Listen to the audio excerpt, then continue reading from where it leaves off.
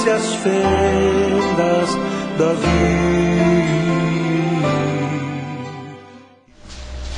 Gênesis 28 é a reflexão do texto que vamos fazer aí. Diz assim a palavra do Senhor em Gênesis 28, a partir do verso 10. A visão da escada de Jacó. Amém? Partiu Jacó de Berseba e se foi a Harã.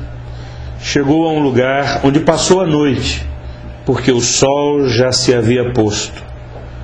Tomando uma das pedras daquele lugar e fazendo-a de travesseiro, deitou-se ali para dormir.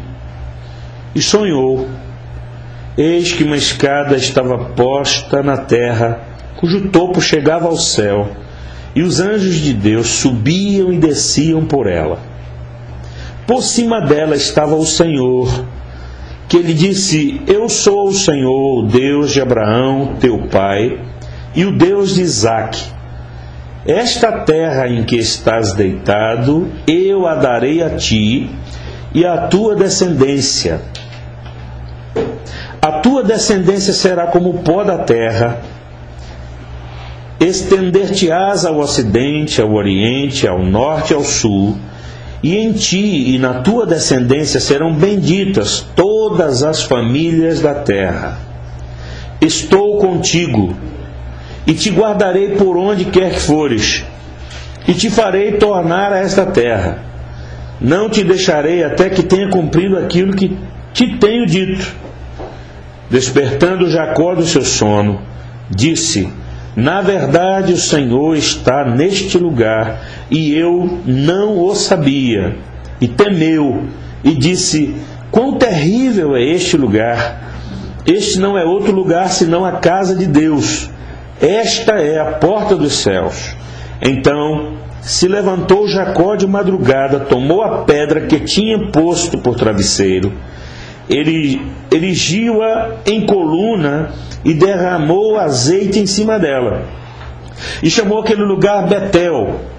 Porém, o nome daquela cidade antes era Luz. Fez também Jacó um voto dizendo: Se Deus for comigo, diga comigo assim: se Deus for comigo, e me guardar nesta viagem, que hora eu faço, e me der pão para comer, e vestes para vestir, e eu em paz voltar à casa de meu pai, o Senhor será o meu Deus. E esta pedra que tenho posto como coluna será a casa de Deus. E de tudo que me deres, certamente te darei o dízimo. Amém. Queria chamar sua atenção para cá. Não deixe absolutamente nada tirar o foco da sua atenção na palavra do Senhor. Bote seu celular no VibraCal, para que não haja nenhuma espécie de dispersão ou interrupção. Prometo que não vou demorar. No entanto, Deus tem algo para o nosso coração além do que já tem repartido. Deus tem algo mais para nós. Eu fiquei pensando na biografia de Jacó, e pensar a biografia de Jacó é fazer uma viagem extraordinária, porque você está lidando com a história de um homem comum, um homem que não fosse Deus, não teria uma história brilhante. Não fosse a intervenção divina na sua vida, seria mais um que sequer seria mencionado na história. O que vai fazer diferença na história dele é a presença de Deus. É uma promessa que Deus fez, e não fez a ele. Uma promessa que Deus fez a Abraão. E Deus é Deus que se lembra das suas promessas. Ele lembra-se do que promete. E o que Deus promete não lhe escapa pelas mãos. Ele é fiel. Ele é autor e consumador de todas as coisas. O que ele começa, ele termina. Em qualquer lugar e na vida de quem quer que seja. Deus não é Deus de obras inacabadas. Deus não começa um serviço para não terminar. Tudo que Deus começa, Deus termina. Se não terminou ainda, é porque Ele está trabalhando. Amém? Deus está trabalhando. E Jacó é essa figura impressionante. Nasce no meio de uma família de pessoas com revelação divina, de pessoas que têm intimidade com Deus. Ele é neto de Abraão. Seu pai chama-se Isaac, um homem que cresceu tendo experiências marcantes com Deus. Isaac foi aquele que o seu pai Abraão colocou no altar, e quando ia sacrificá-lo como oferta a Deus, Deus bradou do céu e disse: não faça isso, Abraão, com seu filho. E Deus providenciou o cordeiro para que Isaac não fosse feito holocausto. E Deus providenciou o cordeiro ali no meio dos arbustos. E Deus deu livramento para Isaac, ele que é tipo do próprio Cristo, que viria mais tarde como oferta para Deus e para a salvação da humanidade. Jacó vem dessa família de gente que andou com Deus. Mas a biografia de Jacó é marcada desde o seu nascimento por percalços.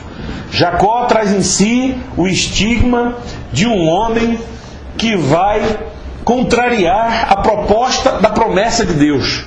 Jacó é em si a contramão da história.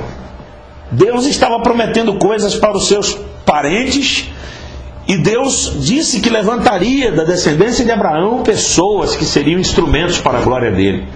E o que a gente espera normalmente é que pessoas que vão ser usadas por Deus não tenham percalços desconcertantes na vida. Sejam pessoas politicamente corretas, pessoas que, medidas à régua, não apresentam nenhum defeito. No entanto, Jacó é o defeito. Jacó traz uma história marcada por trapaças. Desde o seu nascimento ele já nasce agarrado no calcanhar do seu irmão Esaú. E Jacó mais tarde lhe rouba a primogenitura. Jacó vai trapaceando dentro da sua casa. Jacó recebe esse nome de Jacó, batizado por uma parteira, que vai proferir o seu futuro, dizendo: Jacó, você é enganador, porque o sentido da palavra Jacó é isso: trapaceiro, cambalacheiro, enrolão. Pense no homem, cheio de nó pelas costas. Esse homem é Jacó. Olhando para a biografia dele, a gente não vê nada que se espere daí que seja positivo. Enrola o seu pai, engana o seu irmão, rouba a bênção do seu irmão. Eu imagino o que significa uma bênção roubada: ladrão de bênção. Eu acho que essas bênçãos acabam virando desgraça na mão de quem a rouba, né? E Jacó, numa trama com a sua mãe, dá um golpe no seu pai, deixa o seu irmão cheio de ódio. Esaú, sentindo-se lesado, trapaceado, humilhado, desprezado, intenta matar Jacó, e por isso Jacó agora vai projetar sua fuga. Ele está correndo do seu irmão que quer matá-lo. Jacó não era paraibano, mas tinha cabra invocada dentro da casa dele. Esaú tomou a cachaça e disse: Jacó não vai viver, vou matar esse sujeito, deixa papai morrer que ele vai ver o que é bom. A mãe ouviu isso, e quando ouviu disse: Jacó, arruma tua mochila, larga tudo aí, some daqui que teu irmão está envenenado pensando em te pegar. Por quê? Porque Jacó deu mais um golpe. Observem que é esse homem em fuga, é esse homem que está correndo, é esse homem que não tem lugar certo, está fugindo, buscando abrigo na casa da família, em Padã Arã, numa terra distante. Vai ter que passar para chegar lá, num lugar chamado Berseba.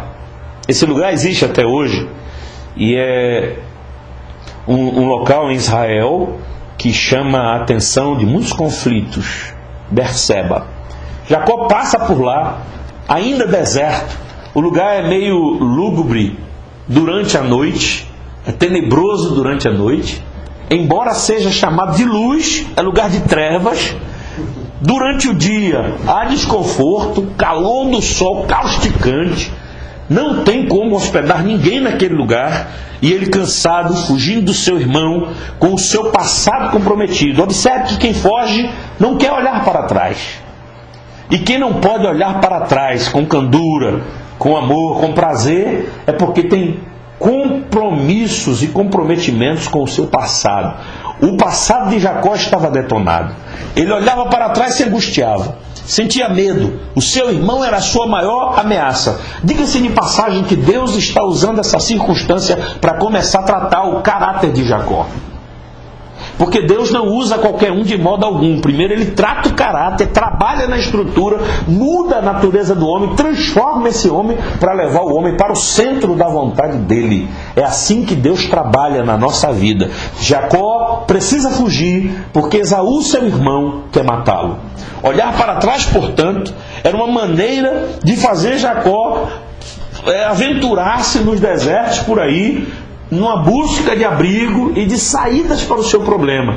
Ele tem graves problemas com o seu passado, ele precisa consertar o seu passado, mas já não pode e tem que fugir. Olhando para o futuro dele, não resta muita esperança. Ele não sabia para onde ia, estava indo para a casa de um tio que tinha uma natureza, e a história vai revelar, pior que a de Jacó. Se Jacó era enrolador, era enganador, trapaceiro, Labão, seu tio, era PhD em patifaria. Labão, seu tio, era alguém exatamente preparado para ser a lixa de Jacó. E quantas vezes Deus usa pessoas ruins, pessoas de natureza contrária, para tratar a nossa, para nos perfilar, nos afinar, nos aperfeiçoar, porque Deus, Ele nos aperfeiçoa nas adversidades da vida. Está Jacó fugindo. O presente de Jacó é fuga, é angústia, é medo, é dissabor, é mazela, é uma vida muito frívola, é uma vida sem saídas. Jacó está encurralado, está no meio de uma situação de tormenta. Para trás ele não pode voltar, porque o seu irmão quer matá-lo. E eu gostaria da atenção de todos aqui. Jacó não pode voltar, porque seu irmão quer matá-lo, e o seu futuro está incerto.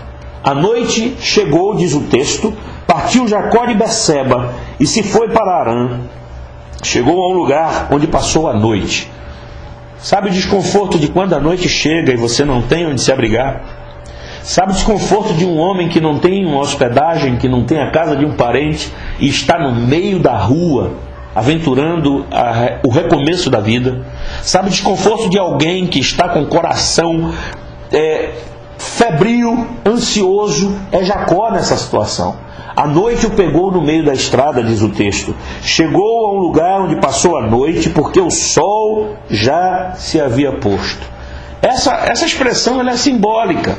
Ela quer falar da história de Jacó, mas pode falar também da falta de lucidez, da falta de claridade, da falta de uma visão limpa das coisas. Aquela hora que a gente fica turbado, aquela hora que a gente fica perturbado, aquela hora que nos falta resposta, Deus se cala. Você já viveu isso? De a luta se levantar contra a sua vida e a resposta não vir? A noite cercar você, o sol parecer perseguido e você ficar aí no lugar onde você quer se acolher e se encolhe de medo? Assim está Jacó. E diz o texto, tomando uma das pedras daquele lugar e fazendo-a de travesseiro, deitou-se ali para dormir. Alguém aqui já teve a oportunidade de descansar a cabeça numa pedra? Eu já vivi isso. É a coisa mais horrível do mundo. Quem está acostumado com seu travesseirinho abençoado para dormir recostado numa pedra, pense na tristeza. A pedra não esquenta, a pedra é fria, só se tiver passado pelo sol do dia, né? Mas era noite, e a noite no deserto é frio, e Jacó só tem a pedra.